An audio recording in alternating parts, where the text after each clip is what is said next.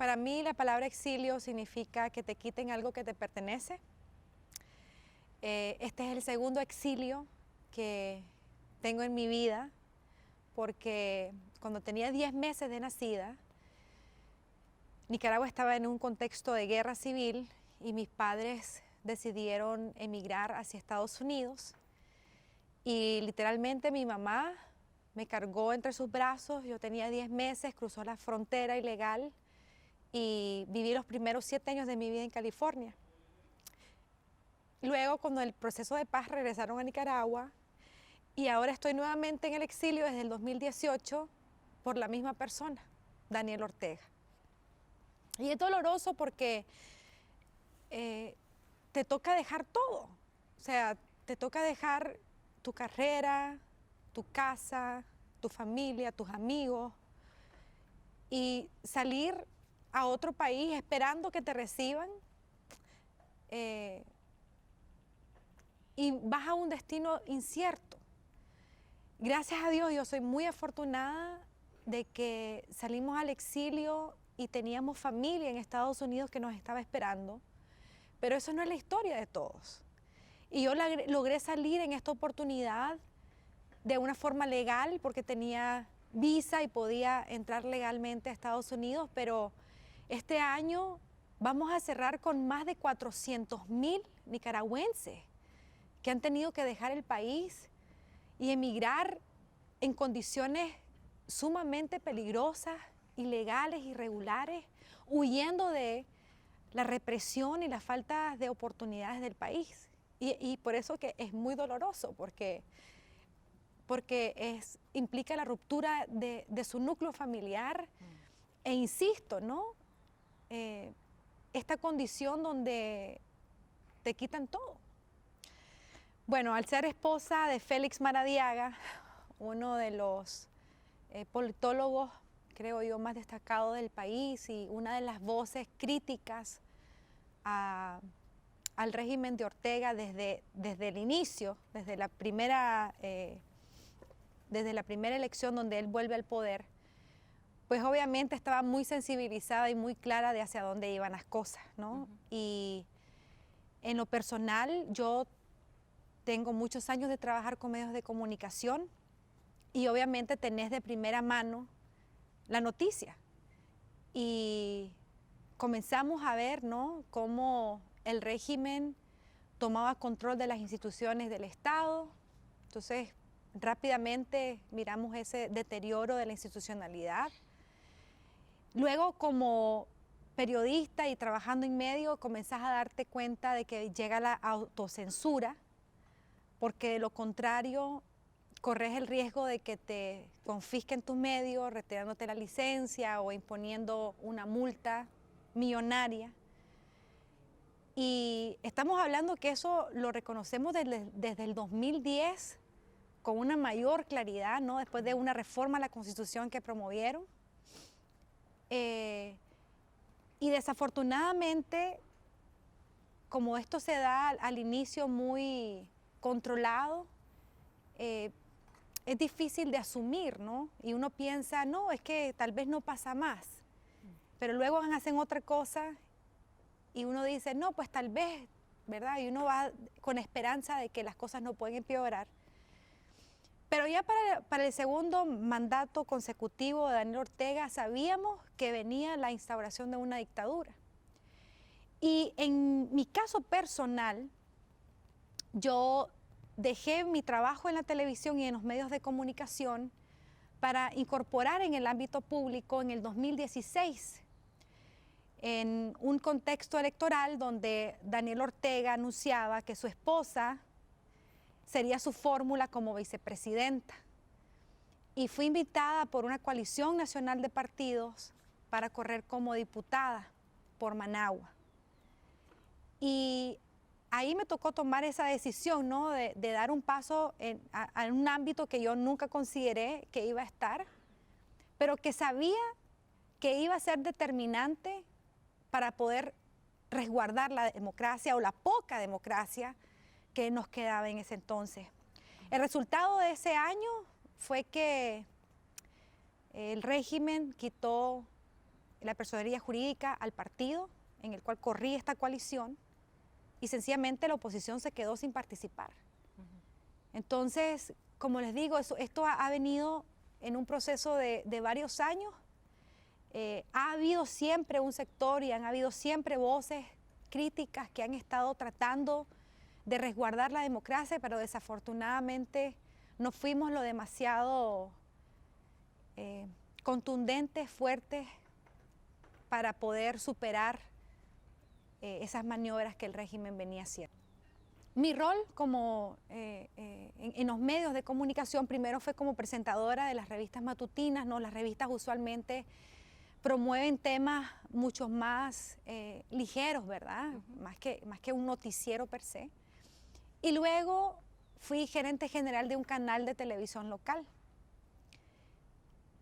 Y lo que yo pude experimentar inició con un tema de autocensura. Entonces es como, hay ciertos temas que mejor no los toques en televisión porque pueden ser muy controversiales. O sea, hablar de educación, por ejemplo, y del presupuesto nacional de educación, resulta que era un tema controversial para el medio donde estaba, pero el trasfondo de eso es que el régimen podía sentirse ofendido y entonces podía acudir al medio e implementar cualquier tipo de censura, ¿verdad? Mecanismos fiscales que es lo que luego comenzaron a utilizar, o sencillamente el tema de la renovación de tu licencia para operar como medio de comunicación. Luego comenzamos a ver ya, y eso yo lo miré de primera mano en el caso de mis colegas, donde, por ejemplo, programas que hacían investigación a profundidad o programas que tenían una línea editorial muy crítica al régimen, sencillamente tuvieron que salir del aire porque es que no lograban financiamiento de parte de la publicidad. Y no es que el medio no tuviera rating o el programa no tuviera rating.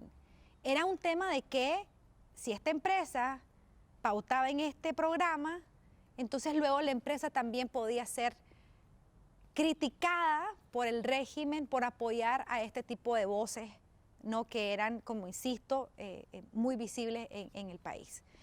Entonces esa fue como la primera etapa de represión que tuvimos los medios, al punto que hasta la fecha en Nicaragua no existen medios de comunicación independientes que estén operando dentro del país. Hemos reportado más de 100 periodistas que han tenido que salir al exilio, sin contar los colegas que están presos. O sea, ya ni siquiera utilizar las redes sociales para informar a la población es algo viable en el país. Entonces, las plataformas que han quedado, que su mayoría son digitales, por supuesto, están viendo incluso una complejidad para operar, porque entonces ahora nos quedamos sin fuentes, decimos nosotros los periodistas. O sea, cada vez es más difícil encontrar personas que estén dispuestos a dar declaraciones y de repente vos tenés a estos periodistas teniendo que informar en el anonimato, precisamente por el nivel de represión que tienen los medios. Entonces, eso es un poco, ¿no?, de la experiencia de primera mano, hasta llegar al punto donde la censura es absoluta ahora en Nicaragua. Al día de hoy tenemos 55 días de completa incomunicación con las personas que están presas en una cárcel que le decimos el Chipote, que es donde está mi esposo Félix Maradiaga. Entonces, al día de hoy no tenemos absolutamente ninguna información de la condición en la cual está él y de las demás personas presas en esa cárcel. Félix fue detenido arbitrariamente el 8 de junio del 2021. Él había sido citado a una entrevista en la fiscalía. Para ese día ya había habido 2 detenciones arbitrarias de 2 candidatos a la presidencia, iniciando por Cristiana Chamorro y luego Arturo Cruz. Entonces, la noche anterior tuvimos una llamada telefónica y en esa llamada pues hablábamos, ¿no?, de la posibilidad de que él sería el siguiente candidato que podía también ser detenido.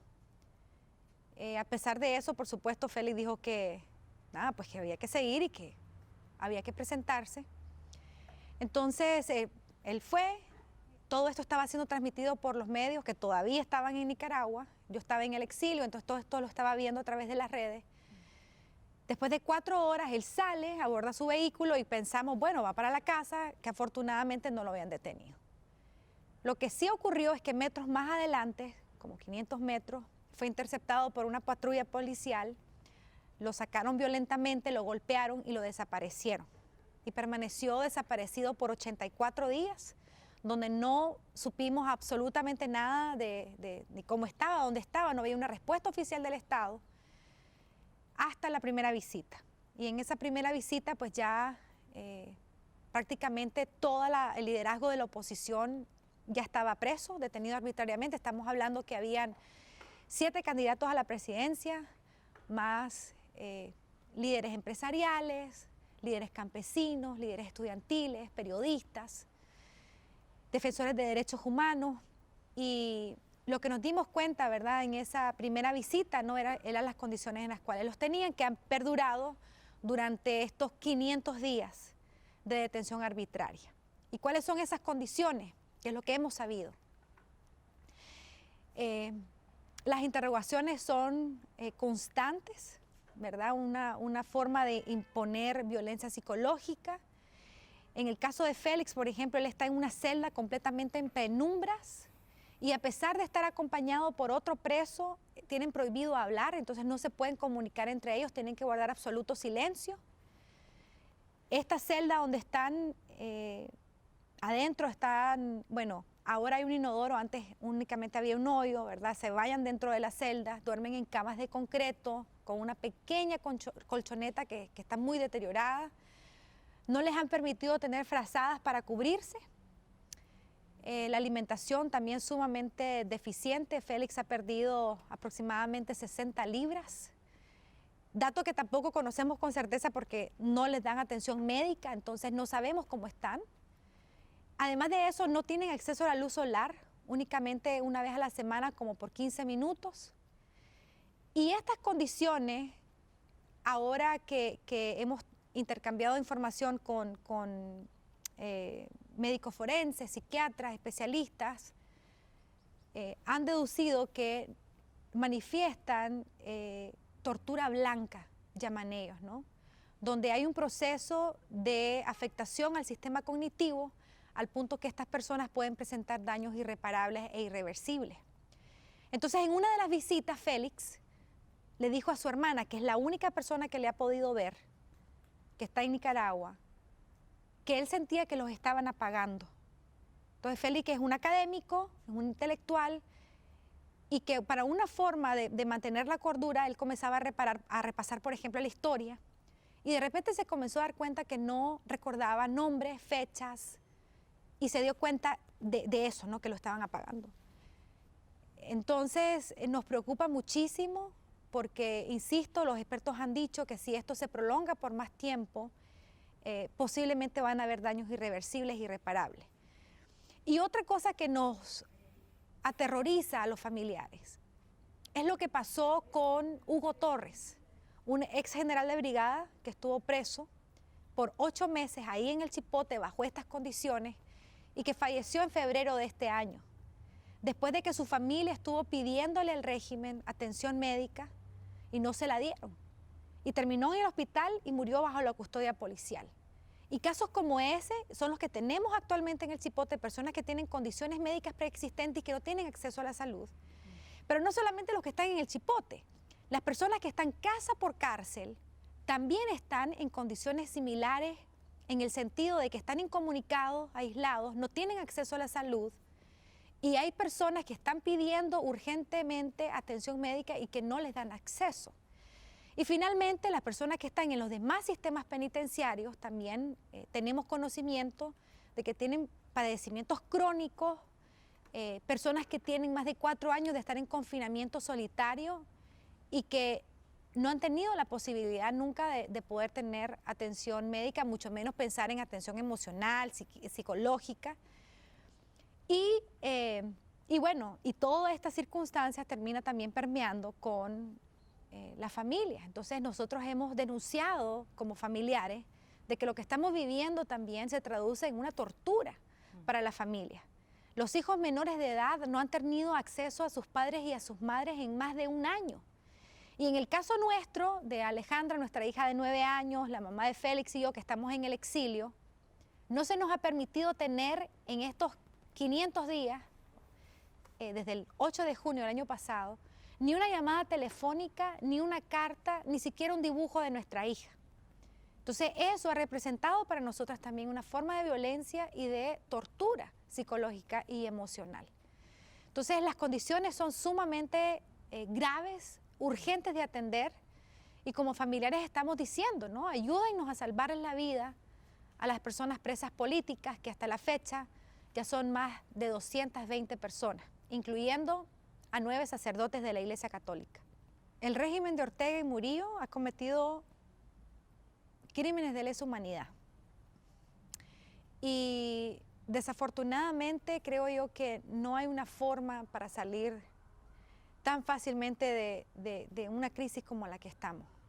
Entonces yo creo que en este momento, después del nivel de represión que hemos vivido, no creo yo que vaya a ser fácil esta salida, sobre todo porque creemos que esta lucha debe ser no violenta, y nuestro anhelo es precisamente utilizar los canales democráticos para hacer una transición hacia la democracia. Y bueno, hay que construir eso, y eso va a tomar un tanto tiempo.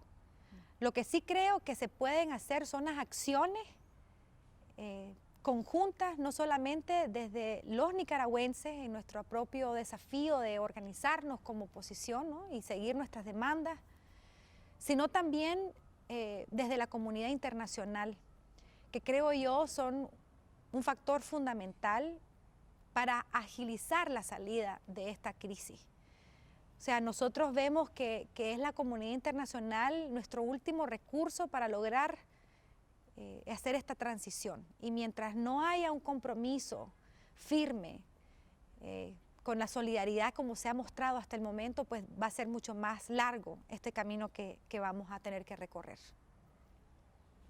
Nosotros vemos con mucha esperanza poder contar con el apoyo de Chile, ¿verdad? En particular, tenemos un acercamiento muy especial con la canciller Urrejola por su historia en la CIDH, ¿no? Quien vivió de primera mano todo lo que pasó en el 2018. Y ella ha manifestado constantemente su compromiso con el respeto de los derechos humanos y sobre todo con la causa nicaragüense. Así que creo yo que tanto ella como el presidente Boric, ¿no?, han manifestado abiertamente ese compromiso, ¿no?, en la defensa por los derechos humanos. Y nuestra expectativa es que sigan así, es que continúen ayudándonos a crear estos espacios para buscar una salida a la crisis. Y no solamente para las personas que están en el gobierno, también creo yo que la sociedad chilena tiene mucho que aportar en este esfuerzo. Y a veces me preguntan, pero ¿qué podemos hacer? Bueno, iniciando por informarse de lo que está pasando en Nicaragua, de conocer qué es lo que nos ha llevado a estar en la crisis donde estamos, para que ojalá ningún otro país vuelva a repetirlo. Y finalmente, creo yo que la ciudadanía activa puede también ejercer cierto grado de influencia y de presión en sus tomadores de decisión, para que estos tomadores de decisión luego puedan tomar, digamos, acciones coordinadas en esta comunidad internacional de la cual tanto necesitamos en este momento. Y nuestro llamado es el mismo, ¿no? Es un grito, nosotros decimos el grito SOS Nicaragua, ¿no? De que no nos pierdan de vista, de que nos ayuden a posicionarnos dentro de la agenda internacional, que en medio de tantos conflictos es muy difícil. Y ese es nuestro llamado y nuestra esperanza. Desde nuestra experiencia, esta palabra es muy importante, esto de unirnos. O sea, ¿qué significa unirnos, no? Y yo creo que más allá de que si vos te alías o no entre partidos o comulgás o no con ideas e ideologías, yo creo que tiene que ver primero una visión de nación. por la cual todos estén dispuestos a luchar. Y a veces, pues puede ser muy variable, ¿no? Y pueden ser perspectivas muy diferentes. Pero cuando realmente pones el interés de las personas primero, creo yo que independientemente de dónde esté tu ideología, vas a poder encontrar siempre ese norte y ese foco. En particular, creo yo que es muy importante también poner en primera instancia los derechos humanos, porque los derechos humanos no son de izquierda ni son de derecha, pero ponen en el centro el interés superior de las personas, ¿no? Y de garantizar la integridad y de abrir oportunidades para todos. Entonces creo yo que es importante que como sociedad entendamos eso y que lo practiquemos. Y finalmente, creo yo que hay una gran responsabilidad de la ciudadanía. Muchas veces uno señala a los gobiernos, a los políticos, pero es que en realidad aquí la responsabilidad más grande es de nosotros como ciudadanos. Entonces tiene que haber un ejercicio activo, independientemente de que nos interese o no nos interese, ¿verdad? Porque a veces yo recuerdo, o sea, que mirábamos, sí, pues ellos son los que hacen las cosas, no, es que los políticos, pero es nosotros fiscalizando esa acción de los políticos, acercándonos para hacer nuestras propuestas, siendo beligerantes en nuestras demandas, es que realmente podemos construir entre todos ese país que queremos. Y yo creo que, bueno, pues fue un ejemplo lo que hicieron ustedes, ¿no? Al final la gente sí participó y sí dio su opinión y los resultados creo yo que fueron muy positivos en el sentido de que los tomadores de decisión entonces ahora tienen que reconsiderar los planteamientos que se hacen, ¿no? Entonces, en resumen, creo que ese sería mi principal consejo, ¿no? Que tenemos que participar, tenemos que interesarnos. O sea, este es nuestro país. Y si nosotros no lo cuidamos y no lo transformamos, nadie lo va a hacer por nosotros. Y yo espero realmente que no hayan más países cayendo en esta trampa como la que caímos nosotros en Nicaragua, donde al final somos un país secuestrado por una familia y en donde se nos ha quitado todo, hasta la posibilidad de vivir.